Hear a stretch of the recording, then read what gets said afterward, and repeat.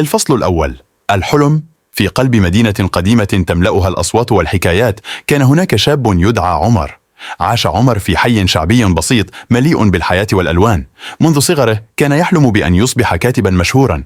كان يقضي ساعات طويلة في مكتبة الحي يقرأ كل ما يقع تحت يده من كتب وروايات. كان العالم بالنسبة له صفحات كتاب كبير، وكل يوم كان يعيش مغامرة جديدة بين السطور. في أحد الأيام، وبينما كان يجلس في ركنه المعتاد في المكتبة، لفت انتباهه كتاب قديم مغطى بالغبار. بدا الكتاب وكأنه لم يفتح منذ عقود. دفعه فضوله لفتح الكتاب، واكتشف أنه يحكي قصة مدينة غامضة مليئة بالأسرار. بدأ عمر يقرأ بشغف، وكلما تعمق في الكتاب شعر وكأنه ينتقل إلى عالم آخر.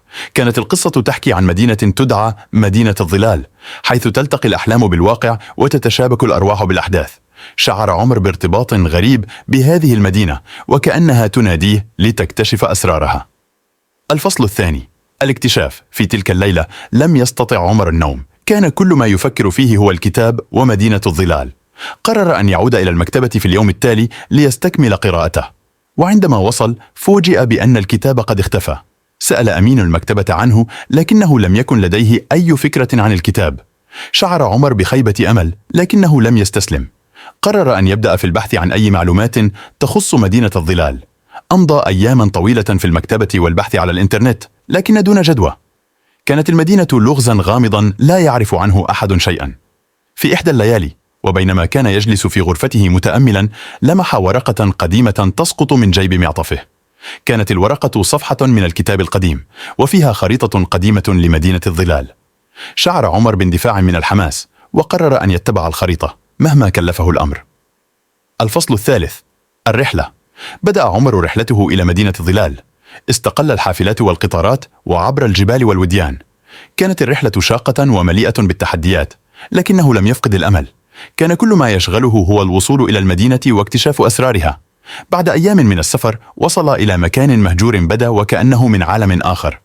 كانت هناك آثار لمدينة قديمة، بقايا أبنية وشوارع متهالكة. شعر عمر بأنه وصل إلى مدينة الظلال. بدأ يستكشف المكان، وكلما تعمق في استكشافه زادت دهشته.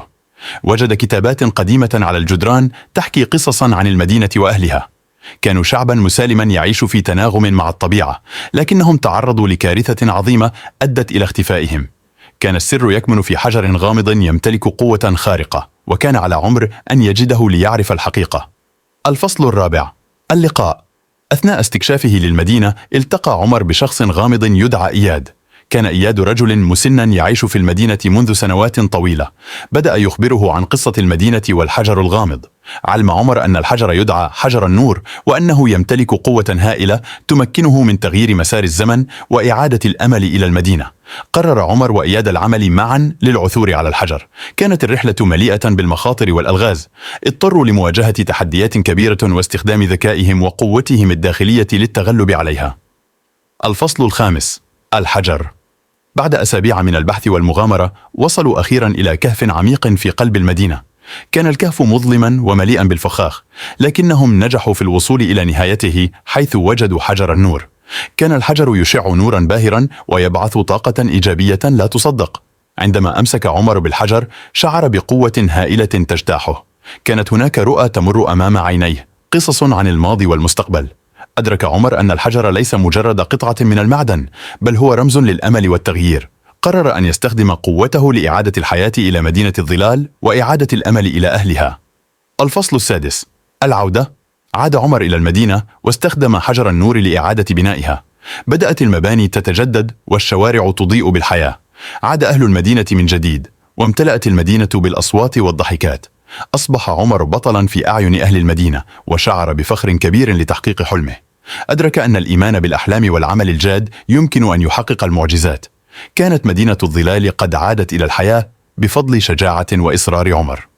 الفصل السابع: المستقبل. بعد عودته إلى مدينته قرر عمر أن يكتب قصته. بدأ في تأليف كتاب يحكي عن مغامرته في مدينة الظلال، وكيف تمكن من اكتشاف حجر النور وإعادة الحياة إلى المدينة.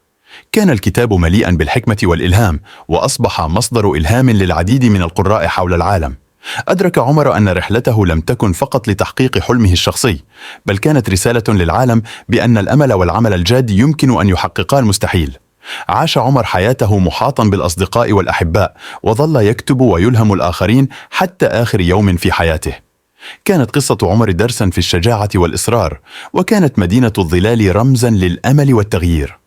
ومن خلال كلماته استمر نور حجر النور يضيء في قلوب الناس، ليذكرهم بأن الأحلام يمكن أن تتحقق إذا ما آمنا بها وعملنا لتحقيقها.